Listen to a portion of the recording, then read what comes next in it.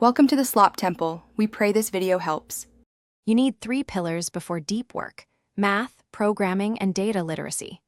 Begin with focused review sessions, 30-90 minutes daily, on linear algebra and probability because models depend on them. Once comfortable, implement Python scripts that use pandas and NumPy to wrangle sample datasets. This builds muscle memory.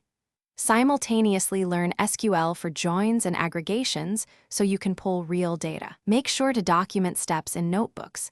This creates a reproducible trail you can iterate on and show others. Now assemble projects that demonstrate the full life cycle. Start with exploratory analysis to frame a question, then train interpretable models like regression and tree ensembles so you understand feature impact. Once done, add one medium complexity deep learning experiment to broaden skills. Make sure to containerize a final project with Docker, add simple CI/CD, and expose a REST endpoint. This shows you can productionize. Throughout, write clear README and explain why algorithm choices were made, not just how they were tuned. You're near the finish line. Polish and package.